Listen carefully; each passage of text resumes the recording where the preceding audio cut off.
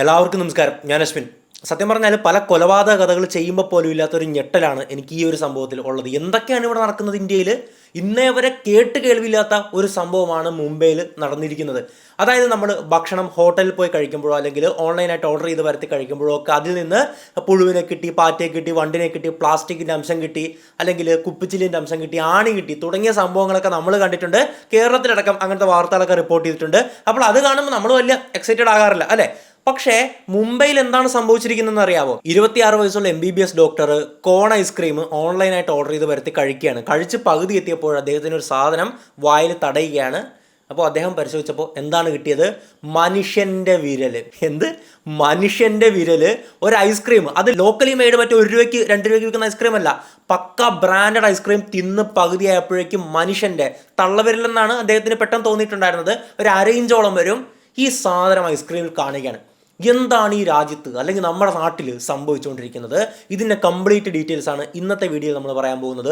അതുപോലെ തന്നെ ഇവിടുത്തെ ഭക്ഷ്യസുരക്ഷയെ പറ്റിയിട്ടും നമ്മൾ കഴിക്കുന്ന ഈ കൃത്രിമ വസ്തുക്കളിൽ അത് നമ്മൾ എന്താണ് അതിൻ്റെ അകത്ത് ശ്രദ്ധിക്കേണ്ടത് തുടങ്ങിയ കാര്യങ്ങളും കൂടി ജസ്റ്റ് ഒന്ന് കവർ ചെയ്ത് പോകേണ്ടതുണ്ട്. അപ്പോൾ കേൾക്കുക, ഇങ്ങനെ ഞെട്ടി. ഞാൻ ആ ഒരു ഞെട്ടൽ മാറിയിട്ടില്ല ഈ വാർത്ത കണ്ടിട്ട്. സത്യം പറഞ്ഞാൽ ഇതിനെപ്പറ്റി പഠിക്കുമ്പോൾ അദ്ദേഹം വീഡിയോയിൽ വന്നിട്ട് അദ്ദേഹത്തിൻ്റെ അനുഭവം ഷെയർ ചെയ്യുന്നുണ്ട്. നമ്മളാണെങ്കിലും ഒന്ന് ആലോചിച്ച് നോക്കിയാൽ, നമ്മൾ കഴിച്ച ഐസ്ക്രീം പകുതി ആകുമ്പോഴേക്കും നമ്മൾ കടിക്കുന്നത് ഒരു മനുഷ്യൻ്റെ വിരലിലാണെങ്കിലോ എന്തായിരിക്കും നമ്മളുടെ മാനസികാവസ്ഥ? എൻ്റെ കാര്യം പറയുവാണെങ്കിൽ പിന്നീട് എത്ര ദിവസത്തേക്ക് വെള്ളം പോലും കുടിക്കാൻ തോന്നൂല. നമ്മൾ വല്ലാണ്ട് ട്രോമയായി പോകത്തില്ലേ നമ്മൾ? അത് തന്നെയാണ് ഡോക്ടർ കേട്ടോ. ഡോക്ടർ അങ്ങനെ ആയെന്നൊക്കെ പറയുന്നുണ്ട്. അതിൻ്റെ വിശദാംശങ്ങളിലേക്ക് വരാം. മുംബൈയിലെ മലഡ് എന്ന് പറയുന്ന പ്രദേശത്ത് താമസിക്കുന്ന വ്യക്തിയാണ് 26 വയസ്സുള്ള MBBS ഡോക്ടറായിട്ടുള്ള അദ്ദേഹത്തിൻ്റെ പേര് കുറച്ച് വെറൈറ്റിയാണ്. ഓർലം ബ്രണ്ടൻ സീറോ എന്നാണ് പേര്. അപ്പോൾ അദ്ദേഹം അവിടെയാണ്, അദ്ദേഹത്തിൻ്റെ നേറ്റീവ് പ്ലേസ് അതാണ്. അങ്ങനെ ഇരിക്കെ ഇന്നലെ രാവിലെ 9 മണിയോട് കൂടിയിട്ട് ഇദ്ദേഹത്തിൻ്റെ സഹോദരി സെപ്റ്റോ എന്ന് പറയുന്ന ഒരു ഓൺലൈൻ ഡെലിവറി ആപ്പ് ഉണ്ട്. അപ്പോൾ സെപ്റ്റോയിൽ ഫുഡ് മാത്രമല്ല ഗ്രോസറീസ്, അതായത് നമുക്ക് പച്ചക്കറി മേടിക്കണമെങ്കിൽ പച്ചക്കറി മേടിക്കാം, മറ്റു കടയിൽ നിന്ന് എന്തെങ്കിലും വസ്തുക്കൾ, ഇപ്പോൾ സോപ്പോ ജീപ്പോ ഒക്കെ മേടിക്കണമെങ്കിൽ അങ്ങനെ ഓർഡർ ചെയ്യാം. ഇപ്പോൾ നമ്മുടെ നാട്ടിൽ എറണാകുളത്തൊക്കെ അങ്ങനെ സ്വിഗ്ഗി വഴിയൊക്കെ അതൊക്കെ അവൈലബിൾ ആയി തുടങ്ങിയിട്ടുണ്ട്. അതുപോലെ തന്നെ ഇദ്ദേഹത്തിൻ്റെ സഹോദരി കുറച്ച് ഗ്രോസറീസ് മേടിക്കുകയാണ്. അപ്പോൾ ഇദ്ദേഹം പറയുകയാണ്, നമ്മുടെ ഒർലൻ ബ്രണ്ടൻ, നമുക്ക് ബ്രണ്ടൻ എന്ന് വിളിക്കാമല്ലേ ചുരുക്കിയിട്ട്. അപ്പോൾ ഡോക്ടറായിട്ടുള്ള ബ്രണ്ടൻ പറയുകയാണ്, ഒരു 3 ഐസ്ക്രീം കൂടെ ഓർഡർ ചെയ്തു. 3 മാംഗോ ഫ്ലേവറിലുള്ള കോൺ ഐസ്ക്രീം ആയിരുന്നു ഓർഡർ ചെയ്തിട്ടുണ്ടായിരുന്നത്. ഞാനിവിടെ ചിത്രം കാണിക്കാം. നമ്മളൊക്കെ സ്ഥിരം കഴിക്കുന്ന സാധനമാണ്. ഞാൻ എപ്പോഴും ഈ ഒരു ഐറ്റം മേടിച്ച് കഴിക്കുന്നതാണ്. മറ്റേ ആ ഒരു ഐസ്ക്രീമിനെക്കാളും രസം ഇതാണ്. ചെറിയ നട്ട്സും കാര്യങ്ങളൊക്കെ അതിൻ്റെ അത് കാണും, അല്ലെങ്കിൽ ഇങ്ങനെ പൊളിച്ചിട്ട് നമ്മൾ തിന്നും. അവസാനം അവർ ഒരു ബിസ്ക്കറ്റ് കൊണ്ടുണ്ടാക്കിയ ഒരു സംഭവം ഉണ്ട്, അത് നമുക്ക് അടിച്ച് തിന്നുകയും ചെയ്യാം. അപ്പോൾ ഈ ഒരു സാധനം തന്നെയായിരുന്നു ഓർഡർ ചെയ്തിട്ടുണ്ടായിരുന്നത്. 3 മാംഗോ ഫ്ലേവർ തന്നെയായിരുന്നു ഓർഡർ ചെയ്തിട്ടുണ്ടായിരുന്നത്. 9 മണിക്ക് ഓർഡർ ചെയ്തു. മറ്റ് സാധനങ്ങളുടെ കൂടെ ഈ ഐസ്ക്രീം വരികയാണ്. പക്ഷേ വീട്ടിലെത്തി ഏകദേശം ഒരു 10 മണി ആകാറായപ്പോഴേക്കും ഡെലിവറി ആയി. പക്ഷേ വീട്ടിലെത്തി അവർ ബോക്സ് തുറന്ന് നോക്കിയപ്പോഴാണ് 3 മാംഗോയല്ല, അതിന് പകരം 2 മാംഗോയും ഒരു ബട്ടർ സ്കോച്ചിന്റെ ഫ്ലേവറുമാണ് വന്നിരിക്കുന്നത്. ജസ്റ്റ് ഒരു ഫ്ലേവർ മാറിപ്പോയതല്ലേ, മാത്രമല്ല ബട്ടർ സ്കോച്ച് മോശമൊന്നുമല്ല. എന്തായാലും അവരത് റിപ്പോർട്ടൊന്നും ചെയ്യാതെ നേരെ ഫ്രിഡ്ജിലേക്ക് എടുത്ത് വയ്ക്കുകയാണ്. അവർ രാവിലെ കഴിക്കാൻ ഉദ്ദേശമൊന്നും ഉണ്ടായിരുന്നില്ല. ഉച്ചഭക്ഷണത്തിന് ശേഷം കഴിക്കാനായിട്ട്, നമ്മൾ കഴിക്കുന്നതാണ് ഉച്ചഭക്ഷണത്തിന് ശേഷം നമ്മൾ ഐസ്ക്രീം കഴിക്കാറുണ്ടല്ലേ, അതുപോലെ കഴിക്കാനായിരുന്നു അവർ തീരുമാനിച്ചിട്ടുണ്ടായിരുന്നത്. ഏകദേശം ഉച്ചയ്ക്ക് 1 മണി കഴിഞ്ഞപ്പോഴേക്കും ഇവർ ഭക്ഷണം കഴിക്കുകയാണ്. അതിനുശേഷം ഫ്രിഡ്ജിൽ വെച്ചിട്ടുണ്ടായിരുന്ന ഐസ്ക്രീം പുറത്തേക്ക് അടിക്കുകയാണ്. അപ്പോൾ ഈ ഓർഡർ തെറ്റി വന്നിട്ടുള്ള ബട്ടർ സ്കോച്ച് ഉണ്ടല്ലോ, ബട്ടർ സ്കോച്ച് ആയിരുന്നു ഈ ഡോക്ടറായിട്ടുള്ള ബ്രണ്ടൻ എടുത്ത് കഴിക്കാൻ ആരംഭിച്ചിട്ടുണ്ടായിരുന്നത്. അപ്പോൾ അദ്ദേഹം ആ ഒരു റാപ്പറൊക്കെ പൊളിച്ചു. ആദ്യം മുകളിലൊരു വട്ടത്തിലുള്ള സാധനമുണ്ട്, അതിങ്ങനെ പൊളിക്കണം, പിന്നീട് ആ ഒരു കടലാസ് ഇങ്ങനെ പൊളിക്കണം, എന്നിട്ടാണ് നമ്മൾ കഴിക്കുന്നതല്ലേ. ഇങ്ങനെ കഴിച്ച് ആ ഒരു ഐസ്ക്രീമിൻ്റെ പകുതി എത്തിയപ്പോൾ അദ്ദേഹത്തിൻ്റെ വായിൽ എന്തോ തടയുകയാണ്. ഈ ടൈപ്പ് കോൺ ഐസ്ക്രീം കഴിച്ചിട്ടുള്ളവർക്കറിയാം, അതിൻ്റെ അകത്ത് നട്ട്സ് കാണാറുണ്ടല്ലേ. ഇപ്പോൾ കാഷ്യൂ, ബദാം, പിസ്ത, അതുപോലെ തന്നെ ചോക്ലേറ്റ് കൊണ്ടുണ്ടാക്കിയിട്ടുള്ള ചെറിയ ചെറിയ സ്ക്വയർ ടൈപ്പ് അല്ലെങ്കിൽ റെക്റ്റാങ്കിൾ ടൈപ്പ് വസ്തുക്കളും, പിന്നെ നമ്മളുടെ ചോക്കോ ഫിൽസ്, അങ്ങനത്തെ കുറേ സാധനങ്ങളൊക്കെ അതിൻ്റെ അകത്ത് ഇട്ടാണ് വരുന്നത്. അതിൻ്റെ അകത്ത് എന്തായാലും നമ്മൾ കഴിക്കുമ്പോഴേക്കും അതിൻ്റെ അകത്ത് കടിക്കാൻ കിട്ടുന്ന ടൈപ്പ് ഓഫ് സാധനങ്ങളുണ്ട്. നട്ട്സ് ആയാലും അല്ലെങ്കിൽ ചെറിയ ചോക്ലേറ്റിൻ്റെ കഷ്ണമായാലും ഒക്കെ തന്നെ അതിൻ്റെ അകത്തുണ്ടല്ലേ. അപ്പോൾ കടിക്കുമ്പോൾ ഇദ്ദേഹം വിചാരിച്ചതും ഇതുപോലുള്ള നട്ട്സോ അല്ലെങ്കിൽ ചോക്ലേറ്റിൻ്റെ ബാറോ ആണെന്നൊക്കെ ഉള്ളതാണ്. ഇത് അദ്ദേഹം തന്നെ മാധ്യമങ്ങൾ കൊടുത്ത് ഇന്റർവ്യൂവിൽ പറയുന്ന കാര്യമാണ് കേട്ടോ. ഞാൻ ഒരു തരത്തിലുള്ള മാനിപ്പുലേറ്റീവ് ആയിട്ടുള്ള സ്റ്റേറ്റ്മെന്റ്സോ അല്ലെങ്കിൽ വായിൽ നിന്നെടുത്തിട്ടുള്ള സ്റ്റേറ്റ്മെന്റ്സോ ഒന്നും പറഞ്ഞിട്ടില്ല. അദ്ദേഹം പറയുന്ന കാര്യങ്ങൾ അതേപടി പറയുകയാണ് ചെയ്യുന്നത്. എന്തായാലും നട്ട്സ് അല്ലേ വായി തടഞ്ഞിരിക്കുന്നത്, നമ്മൾ എന്ത് ചെയ്യും? നമ്മൾ കടിച്ചത് എടുത്ത് തിന്നാൻ ശ്രമിക്കുമല്ലേ. അദ്ദേഹവും അതുപോലെ തന്നെയായിരുന്നു ചെയ്തിട്ടുണ്ടായിരുന്നത്. പക്ഷേ അത്ര എളുപ്പത്തിൽ അത് കടിക്കാൻ അങ്ങനെ പറ്റിയില്ല, എന്തോ റബ്ബർ പോലെ തോന്നുന്നു. അപ്പോൾ അദ്ദേഹം പെട്ടെന്ന് നോക്കുമ്പോൾ അദ്ദേഹത്തിന് ആദ്യത്തെ ഒരു ഒബ്സർവേഷൻ തോന്നിയിട്ടുണ്ടായിരുന്നു, പെട്ടെന്ന് ഞെട്ടി, ഇതെന്തോ ഇറച്ചി കഷ്ണം ഇതിനകത്ത് വന്നിരിക്കുന്നു. പെട്ടെന്ന് നമ്മൾ അങ്ങനെയല്ലേ ചിന്തിക്കത്തുള്ളൂ, അല്ലെങ്കിൽ സ്വപ്നത്തിൽ പോലും, വിദൂരമായിട്ടുള്ള സ്വപ്നത്തിൽ പോലും നമ്മൾ ചിന്തിക്കും ഒരു മനുഷ്യൻ്റെ വിരൽ അതിൻ്റെ അകത്ത് വരുമെന്ന്. പെട്ടെന്ന് അദ്ദേഹം ചിന്തിച്ചത് ഇത് ഇറച്ചി കഷ്ണം എങ്ങനെയൊക്കെ വന്നിരിക്കുന്നു. അപ്പോൾ തന്നെ അദ്ദേഹത്തിൻ്റെ മനസ്സാകെ വെമ്പി. പക്ഷേ അദ്ദേഹം കൂടുതലായിട്ട് ഐസ്ക്രീം സൈഡിൽ നിന്ന് ചെകഞ്ഞു മാറ്റിയിട്ട് ഒബ്സർവ് ചെയ്യുവാണ് അതിനെ. അപ്പോഴാണ് അദ്ദേഹം ആ ഞെട്ടിക്കുന്ന സത്യം തിരിച്ചറിയുന്നത്. അദ്ദേഹം പറയുന്നുണ്ട്, ഞാനൊരു ഡോക്ടറാണ്, മനുഷ്യ ശരീരങ്ങളെക്കുറിച്ച് എനിക്ക് നല്ലതുപോലെ അറിയാം. ഞാനത് നോക്കുമ്പോഴേക്കും ഒരു അരയിഞ്ചോളം വരുന്ന തള്ളവിരലെന്ന് തോന്നിക്കുന്ന ഒരു വിരലിൻ്റെ ഭാഗമായിരുന്നു.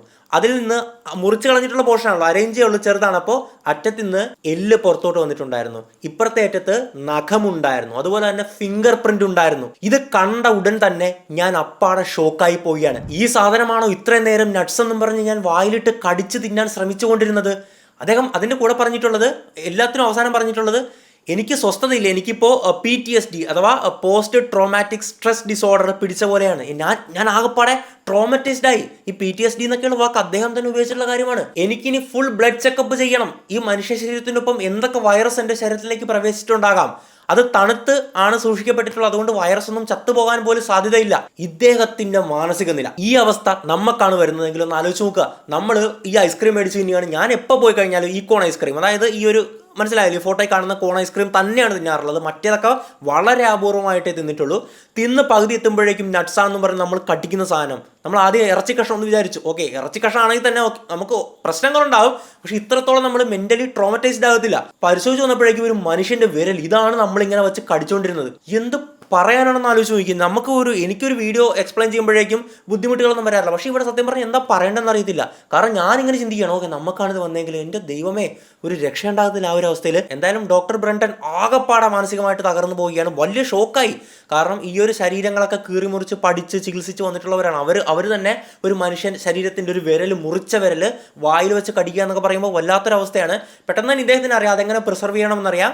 ഒരു ഐസ് ബാഗ് എടുത്ത് കുറേ ഐസ് ഇട്ടിട്ട് ആ വിരൽ വെച്ച് ആ വിരൽ അതിലോട്ട് ഫ്രീസറിൽ വെക്കുകയാണ്. അങ്ങനെ വെച്ചാൽ പ്രിസർവ് ചെയ്ത് വയ്ക്കാൻ പറ്റത്തുള്ളൂ. അദ്ദേഹം പെട്ടെന്ന് തന്നെ മലട് പോലീസ് സ്റ്റേഷനിൽ പോയിട്ട് വിവരം അറിയിക്കുകയാണ്. ആദ്യം 100 അവിടുത്തെ നമ്പറായിട്ടുള്ള ഇങ്ങനെ 100 പോലുള്ള നമ്പർ ഉണ്ടല്ലോ, അതിലായിരുന്നു വിളിച്ചിട്ടുണ്ടായിരുന്നത്. അവരോട് സംഭവം പറഞ്ഞപ്പോൾ പെട്ടെന്ന് തന്നെ അടുത്തുള്ള പോലീസ് സ്റ്റേഷനിൽ പോയിട്ട് റിപ്പോർട്ട് ചെയ്യാൻ പറഞ്ഞു. സംഭവങ്ങൾ റിപ്പോർട്ട് ചെയ്തു. അവിടുത്തെ പോലീസുകാർ പോലും ഞെട്ടിത്തരിച്ചു പോയെന്നാണ് ഈ ബ്രണ്ടൻ പറഞ്ഞിട്ടുള്ളത്. ആ പോലീസുകാർ തന്നെ പറയുന്നത്. അങ്ങനെ ഫോറൻസിക് ടീം വരികയാണ്. ഫോറൻസിക് ടീം ഈ ഒരു വിരൽ കളക്ട് ചെയ്ത് ഫോർമാലിനിട്ട് ലാബ് ടെസ്റ്റിങ്ങിന് വേണ്ടി കൊണ്ടുപോവുകയാണ്. ഇനി ഇതിന്റെ പിന്നിൽ സംഭവിച്ചിട്ടുള്ളത് എന്താകാം? ഈ ഐസ്ക്രീം ഏത് ബ്രാൻഡിന്റെ നോക്കുവാണെങ്കിൽ എമ്മോ എന്ന് പറയുന്ന ആ ഒരു നോർത്ത് ഇന്ത്യൻ ഭാഗങ്ങളൊക്കെ കാണുന്ന വളരെ ഫേമസ് ആയിട്ടുള്ള ഒരു ബ്രാൻഡാണ്. നമ്മുടെ പുറത്തേക്ക് ഇറങ്ങിക്കഴിഞ്ഞാൽ ഒരുപാട് ബ്രാൻഡുകൾ കാണാറില്ലേ? ഒറ്റ ബ്രാൻഡിൻ്റെ പേര് പറയുന്നത് നമ്മൾ അത്രത്തോളം വിശ്വസിക്കുന്നത്. ഇപ്പോൾ നമ്മുടെ ലാലേട്ടനൊക്കെ അടക്കം അഭിനയിക്കുന്ന പരസ്യങ്ങളുണ്ട്, അങ്ങനത്തെ ബ്രാൻഡുകൾ വരെയുണ്ടല്ലേ. അതുപോലെ അവിടെ വളരെയേറെ പ്രചാരത്തിലുള്ള ഒരു ബ്രാൻഡിൻ്റെ ഐസ്ക്രീമാണ്. 3 മാംഗോ ആയിരുന്നു ഓർഡർ ചെയ്തിട്ടുണ്ടായിരുന്നത്. പക്ഷെ ഒരെണ്ണം തെറ്റി ബട്ടർ സ്കോച്ച് വന്നു. അതേ ബട്ടർ സ്കോച്ച് തന്നെയായിരുന്നു ഈ വിരലുണ്ടായിരുന്നത്. വർഷം 2012 മുതലേ ഉള്ള ബ്രാൻഡാണ്. അതായത് 12 വർഷമായി ഇത് പ്രവർത്തിക്കാൻ തുടങ്ങിയിട്ട് ഇന്നേ വരെ വേറെ പ്രശ്നങ്ങളോ കാര്യങ്ങളോ ഒന്നും വന്നതായിട്ട് നമുക്ക് വാർത്തകൾ കാണാൻ സാധിക്കുന്നില്ല. അപ്പോൾ ഈ വിരലിൻ്റെ സോഴ്സ് എവിടുന്നായിരിക്കും എന്നുള്ളതാണ് നെക്സ്റ്റ് മനസ്സിലാക്കേണ്ടത്. ഇവിടെ മറ്റൊരു ട്വിസ്റ്റ് വരെ സാധ്യതയുണ്ട് കേട്ടോ. ചിലപ്പോൾ ഫോറൻസിക് അന്വേഷണം വരുമ്പോഴേക്കും ഇത് മനുഷ്യൻ്റെ ഒറിജിനൽ വിരലല്ല, എന്തെങ്കിലും ഡമ്മിയുടെ വിരലാണ്, അങ്ങനെയൊക്കെ ട്വിസ്റ്റുകൾ വരാം. അപ്പോൾ അത് മനസ്സിൽ വെച്ച് കാണുക. എന്തായാലും ഒരു പച്ചയായിട്ടുള്ള മനുഷ്യൻ്റെ വിരലാണെങ്കിൽ ഐസ്ക്രീം നിർമ്മാണത്തിനിടയിൽ അബദ്ധത്തിൽ മുറിഞ്ഞു പോയതായിരിക്കുമോ, അതോ ഇതിൻ്റെ പിന്നിൽ വലിയൊരു കൊലപാതകം, വലിയൊരു ഡാർക്ക് മർഡർ സ്റ്റോറി ഇതിൻ്റെ പിന്നിലുണ്ടായിരിക്കുമോ? ഇതൊക്കെയാണ് ഇപ്പോൾ നിലവിൽ പോലീസ് അന്വേഷിക്കുന്നത്. പോലീസ് ഉടൻ തന്നെ FIR ഇട്ട് ആ ഒരു കമ്പനിക്ക്, എമ്മോ എന്ന് പറയുന്ന കമ്പനിക്കെതിരെ കേസെടുത്തിട്ടുണ്ട്. IPC 272 ഫുഡ് ഓൾട്ടറേഷൻ, അതായത് ഭക്ഷണത്തിൽ മായം ചേർക്കുക. IPC 273 ഭക്ഷ്യയോഗ്യമല്ലാത്ത വസ്തുക്കൾ ഭക്ഷണത്തിനെന്നും പറഞ്ഞ് കൊടുക്കുക. ഇപ്പോൾ നമുക്ക് ഒരിക്കലും ഭക്ഷ്യയോഗ്യമല്ലാത്ത കുറേ വസ്തുക്കളുണ്ടല്ലോ, നീ ഭക്ഷിച്ചോടാ എന്നും പറഞ്ഞ ഒരാൾക്ക് കൊടുക്കുന്നതും IPC 273 പ്രകാരമുള്ള കേസാണ്. അതുപോലെ തന്നെ IPC 336 ഒരാളുടെ ജീവന് ആപത്തായിട്ട് അല്ലെങ്കിൽ അയാളെ മരണത്തിലേക്കൊക്കെ തള്ളിവിടുന്ന രീതിയിൽ ജീവന് ഭീഷണിയായിട്ട് മാറിയേക്കാവുന്ന പ്രവർത്തനങ്ങൾ ഇതിൻ്റെ അകത്ത് വരിക.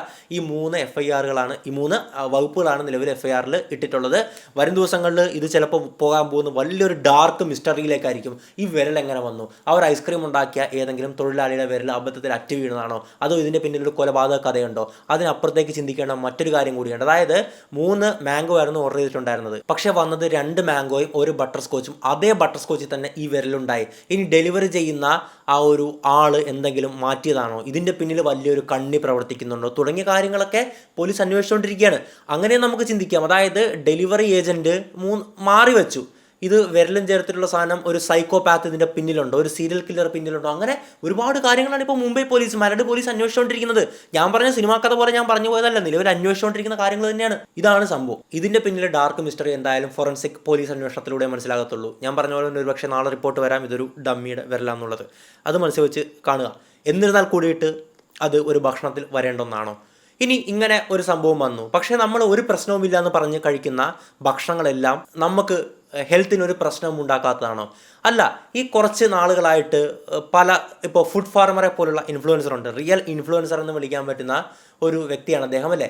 അദ്ദേഹത്തിൻ്റെയൊക്കെ ഒരു ഇനിഷ്യേറ്റീവിൻ്റെ ഭാഗമായിട്ട് ലേബൽ പടായിയെ ലേബൽ പടേക എന്നൊക്കെ പറയുന്ന ഒരു ക്യാമ്പയിൻ തന്നെ നിലവിൽ വന്നിട്ടുണ്ട്. അതായത് നമ്മൾ പലതരത്തിലുള്ള ഡ്രിങ്ക്സ് കുടിക്കാറുണ്ട്. സ്പ്രൈറ്റ്, പെപ്സി, കൊക്കക്കോള, അല്ലെങ്കിൽ ഫ്രഷ് മാംഗോ ജ്യൂസ് ആണെന്നും പറഞ്ഞ് വിൽക്കുന്ന ഫ്രൂട്ടി, സ്ലൈസ്, പിന്നെ മാ ജ്യൂസ്, പേപ്പർ ബോട്ട്, പിന്നെ കുറേ ലോക്കൽ പല പേരുകളിൽ കാണാം. അങ്ങനത്തെ ഒരുപാട് സാധനങ്ങൾ. ഈ മാംഗോ ജ്യൂസിൻ്റെ കളറുള്ള ആ ഒരു സംഭവം കണ്ടിട്ടുണ്ടല്ലോ, അല്ലേ? ഇതിലൊക്കെ എത്ര ശതമാനം യഥാർത്ഥ മാങ്ങയുടെ പൾപ്പ് ഉപയോഗിക്കുന്നു നോക്കിക്കഴിഞ്ഞു കഴിഞ്ഞാൽ നിങ്ങൾ ഞെട്ടും. നമ്മുടെ യൂട്യൂബിൻ്റെ തമ്മിലിൻ്റെ ക്യാപ്ഷനാണ്. ഇതറിഞ്ഞാൽ നിങ്ങൾ ഞെട്ടും. പക്ഷേ ഇതറിഞ്ഞാൽ ശരിക്കും ഞെട്ടും. പലതിലും 14, 15, 20% മാത്രം ശതമാനം മാത്രമാണ് യഥാർത്ഥ മാങ്ങയുടെ സത്ത് ഉപയോഗിക്കുന്നത്. അപ്പോൾ ബാക്കി എന്താണ്? കുറേ പഞ്ചാരയും ആർട്ടിഫിഷ്യൽ ഫ്ലേവേഴ്സും കളറിങ് ഏജൻസും അതുപോലെ സ്റ്റെബിലൈസേഴ്സും, പലതും വളരെ ഗുരുതരമായിട്ടുള്ള ആരോഗ്യ പ്രശ്നങ്ങൾ ഉണ്ടാക്കുന്ന സ്റ്റെബിലൈസേഴ്സൊക്കെയാണ്. ഇതൊക്കെ കലക്കിയിട്ടാണ് ഫ്രഷ് ആയിട്ടുള്ള മാംഗോ ജ്യൂസാണ് മക്കളെ കുടിക്കൂ, റീഫ്രഷ് ആകൂ, പവർ വരട്ടെ എന്നൊക്കെ പറഞ്ഞിട്ട് നമ്മൾ കുടിക്കുന്നത്. ഇനി മാംഗോ ജ്യൂസ് അല്ല, ഇനി സ്പ്രൈറ്റ്, പെപ്സി, കൊക്കക്കോള തുടങ്ങിയ സംഭവങ്ങളുടെയൊക്കെ ഇത് പറയുവാണെങ്കിൽ ഇതാണ്. ഇനി രാവിലെ നമ്മൾ ചായയിലിട്ട് കലക്കി കുടിക്കുന്ന പല സംഭവങ്ങളുണ്ടല്ലേ, നിങ്ങളെ ശക്തരാക്കും, അതാക്കും, ഇതാക്കും, നമ്മുടെ കുട്ടികൾക്ക് ആരോഗ്യത്തിന് വേണ്ടിയിട്ട്, മാനസിക ബുദ്ധിക്ക് വേണ്ടിയിട്ടെന്നൊക്കെ. ഇതൊക്കെ ഹെൽത്ത് ഡ്രിങ്ക് എന്നും പറഞ്ഞായിരുന്നു ഇത്രയും നാൾ കൊടുത്തിട്ടുണ്ടായിരുന്നത്. പക്ഷേ പല ഇൻഫ്ലുവൻസേഴ്സിൻ്റെ വീഡിയോസ് കാരണം ഒക്കെ സെൻട്രൽ ഗവൺമെൻറ്റിലേക്ക് ഇതെത്തുകയും അവർ നിയമം പാസ്സാക്കുകയും ചെയ്യുകയാണ്. ഇതൊന്നും ഹെൽത്ത് ഡ്രിങ്ക് എന്നും പറഞ്ഞ് കൊടുക്കാൻ പറ്റില്ല.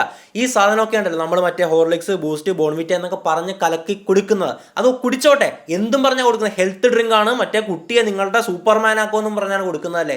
ഇതിലൊക്കെ എന്തോരം ഷുഗറാണ് ഉള്ളത്. ഈ ഷുഗർ കലക്കിയിട്ടുള്ള സാധനമാണ് കൊടുക്കുന്നത് ഹെൽത്ത് ഡ്രിങ്ക് എന്നും പറഞ്ഞു. അതാണ് അതിലും വലിയ കോമഡി. ഇനി മാത്രമല്ല മറ്റൊന്ന് പറഞ്ഞോട്ടെ, ഇതിനോടൊപ്പം തന്നെ ചർച്ചയായപ്പെട്ടിട്ടുള്ള ഒന്നാണ് സെയിം കമ്പനിയുടെ സെയിം സാധനം തന്നെ വിദേശ രാജ്യങ്ങളിൽ വിൽക്കുമ്പോഴേക്കും അതിൻ്റെ അകത്ത് ഷുഗറിൻ്റെ, അതായത് പഞ്ചാരയുടെ അളവ് വളരെ കുറവായിരിക്കും. ഇന്ത്യയിലേക്ക് വരുമ്പോഴേക്കും പഞ്ചാരയുടെ അളവ് അതിനേക്കാളും ഇരട്ടിയോളം കാണും. അതായത് ഇന്ത്യയിൽ എന്തും വിറ്റ് പോകും. ഇവിടെ ഇതിന് യാതൊരുവിധ നിയന്ത്രണങ്ങളും ഇല്ല, അല്ലെങ്കിൽ അത്രത്തോളം റെഗുലേഷൻസ് നമുക്കില്ല എന്നൊരു പ്രശ്നമാണ് ഈ ഒരു സംഭവങ്ങളെല്ലാം എടുത്തു കാണിക്കുന്നത്. അപ്പോൾ കുറ്റം ആരുടെ ഭാഗത്താണ്? നമ്മളുടെ ഭരണാധികാരികളുടെ ഭാഗത്ത് തന്നെയാണ്. കൃത്യമായിട്ട് സംസ്ഥാന സർക്കാരും കേന്ദ്ര സർക്കാരും ഒക്കെ തന്നെ ഇതിനെതിരെ ശക്തമായിട്ട് നിയമം കൊണ്ടുവരണം, നിയന്ത്രണങ്ങൾ കൊണ്ടുവരണം. അതുപോലെ തന്നെ ഇപ്പോൾ ട്രെൻഡ് ആകുന്നുണ്ടല്ലോ ലേബൽ പടേക, ലേബൽ. അതായത് നമ്മൾ പുറകിൽ ഇപ്പോൾ ഏതൊരു പ്രൊഡക്റ്റ് പാക്കറ്റ് പ്രൊഡക്റ്റ് ഇറക്കുമ്പോഴേക്കും അതിൽ എന്താണ് ഉള്ളതെന്ന് ഇറക്കും. ഇപ്പോൾ നമ്മൾ അരിയും ഗോതമ്പൊക്കെ മേടിക്കുമ്പോൾ നോക്കണമെന്നില്ല, അത് തന്നെ ആയിരിക്കുമല്ലോ. അല്ലെങ്കിൽ അരിനുറുക്കൊക്കെ മേടിക്കുമ്പോൾ നോക്കണമെന്നില്ല. ഓക്കെ, ഞാൻ പറഞ്ഞ ഇതുപോലുള്ള കൃത്രിമമായിട്ട് വരാൻ സാധ്യതയുള്ള ഈ ഫ്രൂട്ടി ടൈപ്പ് ഓഫ് ഡ്രിങ്ക്സ് ഒക്കെ ഇല്ല, അതിൻ്റെ അകത്ത് കൃത്രിമമായിട്ടുള്ള കളറും കാര്യങ്ങളൊക്കെ വരും, ചോക്ലേറ്റുകൾ വരും. അപ്പോൾ ഇതിൻ്റെയൊക്കെ ലേബൽ എടുത്തിട്ട് നിങ്ങൾ വായിച്ച് മനസ്സിലാക്കുക. സംശയമുള്ള ചില സ്റ്റെബിലൈസേഴ്സിന് കോഡായിരിക്കും എഴുതിയിട്ടുള്ളത്. ഈ കോഡ് നെറ്റിൽ അടിച്ചു നോക്കുക. ആ ഒരു കോഡിൻ്റെ സൈഡ് എഫക്റ്റ് എന്ന് സെർച്ച് ചെയ്ത് നോക്കുക. നാഷണൽ ലൈബ്രറി ഓഫ് മെഡിസിൻ പോലുള്ള പേജുകളിൽ അതിനെപ്പറ്റി ഡീറ്റെയിൽഡ് ആയിട്ട് കാണും. ഇതൊക്കെ വായിച്ച് മനസ്സിലാക്കുക. എന്നിട്ട് മാത്രം പ്രൊഡക്റ്റ് ഉപയോഗിക്കുക. കുട്ടിയെ ആരോഗ്യവാനാക്കും, സൂപ്പർമാനാക്കും എന്ന് പറഞ്ഞ് നിങ്ങൾ കൊടുക്കുന്ന സാധനം അവനെ ടോട്ടലി നശിപ്പിക്കാൻ ശേഷിയുള്ള സാധനമാണെങ്കിൽ നിങ്ങൾ ചെയ്യുന്നത് ഒരു നല്ല പ്രവൃത്തിയാണോ? നിങ്ങളൊരു നല്ല പേരൻ്റ് ആണോ, രക്ഷിതാവാണോ എന്നും ചിന്തിച്ചു നോക്കുക. അപ്പോൾ ഇവിടെ എനിക്കും പറയാനുള്ളത് ലേബൽ പടേക ഇന്ത്യ എന്ന് തന്നെയാണ്. അതായത് നിങ്ങളൊരു സോഫ്റ്റ് ഡ്രിങ്ക് മേടിച്ച് കുടിക്കുമ്പോഴേക്കും അതിൻ്റെ ആ ഒരു ലേബൽ നോക്കുക, അതിൽ എത്രത്തോളം ഷുഗർ ഉണ്ടെന്ന് നോക്കുക. മാംഗോ ഡ്രിങ്ക് എന്നും പറഞ്ഞ്, മാങ്ങാ ജ്യൂസ്, ഫ്രഷ് ജ്യൂസ് ആണെന്നും പറഞ്ഞ് നിങ്ങൾക്ക് തരുന്ന ആ ഒരു പ്രൊഡക്റ്റിൻ്റെ ലേബൽ പരിശോധിക്കുക. അതിൻ്റെ അകത്ത് ആകപ്പാട് 20% മാത്രമായിരിക്കും യഥാർത്ഥ മാങ്ങ ഉപയോഗിച്ചിട്ടുള്ളത്. ബാക്കി 80% വേറെ എന്തൊക്കെയോ കലക്കിയിട്ട് നിങ്ങൾക്ക് തരികയാണ്, നിങ്ങളെ പറ്റിക്കുകയാണ്. അത് മനസ്സിലാക്കുക. ഇനി രണ്ടാമത്തെ കാര്യം നമ്മളുടെ നാട്ടിലെ ഭക്ഷ്യസുരക്ഷയെ പറ്റിയിട്ടാണ്. നമ്മുടെ നാട്ടിൽ, കേരളത്തിലേക്ക് തന്നെ എടുക്കാം, ഇവിടെ എന്താണ് ട്രെൻഡ്? ഷവർമ കഴിച്ച് ആരെങ്കിലും മരിച്ചാൽ മാത്രം ഉണർന്ന് പ്രവർത്തിക്കുന്ന ഭക്ഷ്യസുരക്ഷാ വകുപ്പും ഹെൽത്ത് ഡിപ്പാർട്ട്മെൻറ്റിനെയും ഒക്കെയാണ് കാണുന്നത്. ഞാൻ പണ്ടൊരു വീഡിയോ ചെയ്തിട്ടുണ്ട്, പുതിയ ഷവർമ നിയമം എന്നും പറഞ്ഞിട്ട്. നമ്മളുടെ അന്നത്തെ ആരോഗ്യമന്ത്രിയായിട്ടുള്ള ശ്രീമതി വീണ ജോർജ് പുതിയ നിയമമൊക്കെ പ്രാബല്യത്തിൽ കൊണ്ടുവരികയാണ്.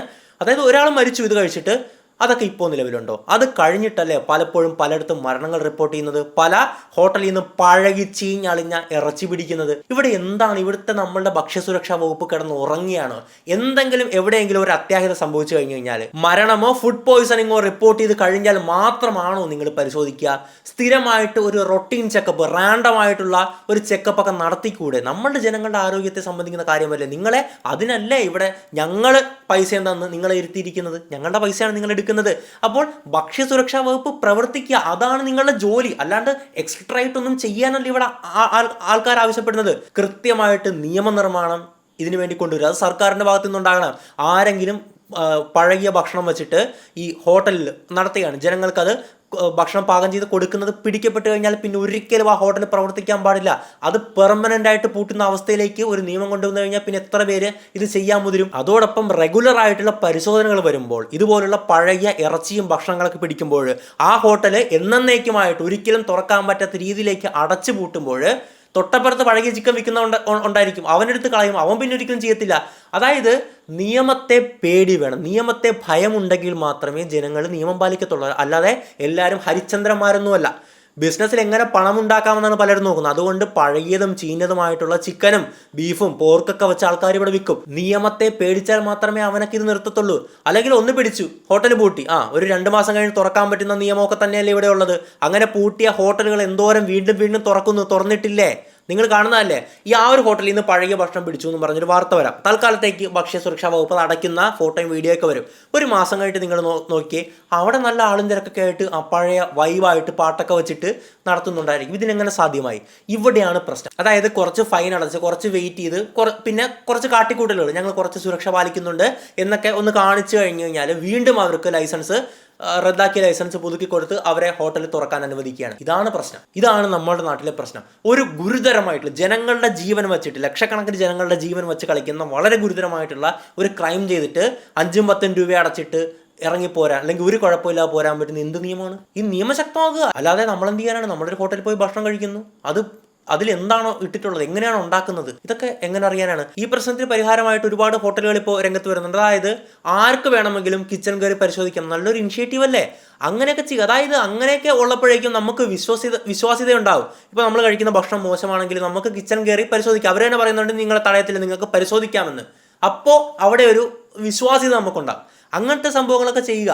പിന്നെ റെഗുലറായിട്ട് പരിശോധന, നമുക്ക് വെറുതെ കയറി അല്ലാത്ത ഹോട്ടലുകളിൽ നിന്ന് കയറി ഭക്ഷണം എടുത്ത് പരിശോധിക്കാനുള്ള അധികാരമൊന്നുമില്ല. അവരുടെ പ്രൈവറ്റ് പ്രോപ്പർട്ടി ആണല്ലേ, അത് ബന്ധപ്പെട്ട അധികാരികൾക്ക് മാത്രമേ ഉള്ളതാണ്. നിങ്ങൾ ഡ്യൂട്ടി ചെയ്യുക, അല്ലാതെ പിന്നെ എന്തിനാണ് നിങ്ങളെ കരുത്തിയിരിക്കുന്നത്? ഇത്ര എനിക്ക് പറയാനുള്ളൂ ഈ ഒരു വീഡിയോയിൽ. ജനങ്ങളുടെ ജീവൻ വെച്ച് കളിക്കരുത്. മറ്റൊരു വീഡിയോയിൽ മറ്റൊരു വിഷയമായിട്ട് നമുക്ക് വീണ്ടും കാണാം. ഇസ്മേഷൻ മടപ്പള്ളി സൈനിങ് ഔട്ട്.